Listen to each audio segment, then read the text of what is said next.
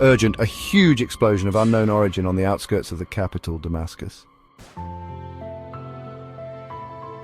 The British newspaper, The Telegraph, said that the announcement by armed groups in Syria on Sunday morning that they had overthrown the regime of Syrian President Bashar al-Assad and taken control of the capital, Damascus, portends a completely unclear future as well as threatening a new refugee crisis.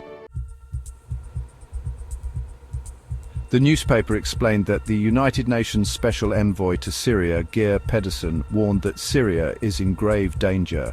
Geir Pedersen, further military escalation threatens mass displacement and civilian casualties and urged a rapid de-escalation to prevent a humanitarian disaster.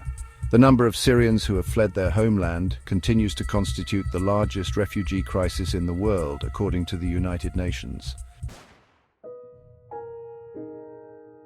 The newspaper pointed out that the rebellion of armed groups last week has already led to more than 300,000 people fleeing their homes to other parts of Syria.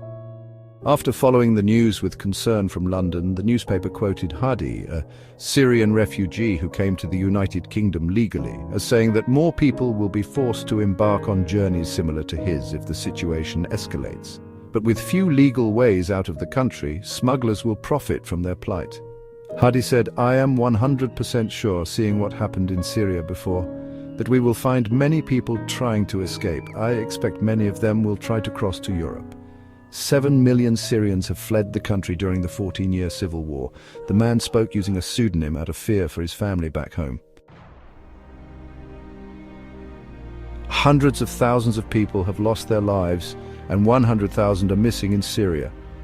What happened yesterday in Syria represents an opportunity to build a new future based on respect for human rights.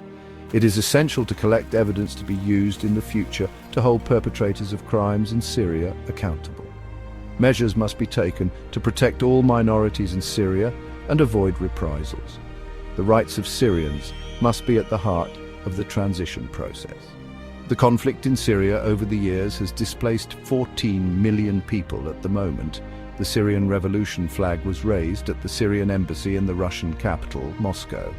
The new Syria leadership looks forward to strengthening its relations with all countries on the basis of respect. We will seek a constructive role in the region and the world to achieve security and stability. We are working to build a state of law that guarantees dignity and justice and institutions that meet the aspirations of the people. The next stage requires comprehensive societal reconciliation based on justice and equality. Scenes of the destruction of statues of former President Hafez al-Assad in several Syrian cities. The Wall Street Journal on Syrian responsibilities. Assad ordered his forces to lift the siege on Damascus as the armed opposition approached it on Saturday. Assad disappeared by late Saturday and did not appear in a speech, and his government had no idea about his whereabouts. Assad's government learned with the rest of the world that he fled the country hours before the arrival of the armed opposition. Residents of the city of Qusair in the Homs countryside expressed their joy at the fall of the Assad regime. Urgent Al Jazeera correspondent, Israeli raids on the headquarters of the 4th Division and the 105th Republican Guard Division west of the capital Damascus. Al Jazeera correspondent, new explosions near the security square in Damascus, which includes the intelligence and customs buildings. Al Jazeera Syria News. The Syrian Civil Defense White Helmets announces that 5 specialized teams have been working for hours to search for the possibility of secret doors or basements in Sidnaya prison. Details with Al Jazeera correspondent Omar Al-Hajj from Umayyad Square in Damascus. Al Jazeera Syria News. They put him in a press to make him look like paper, then they get rid of the remains of the body. Activists document photos of the execution press inside Sidnaya prison.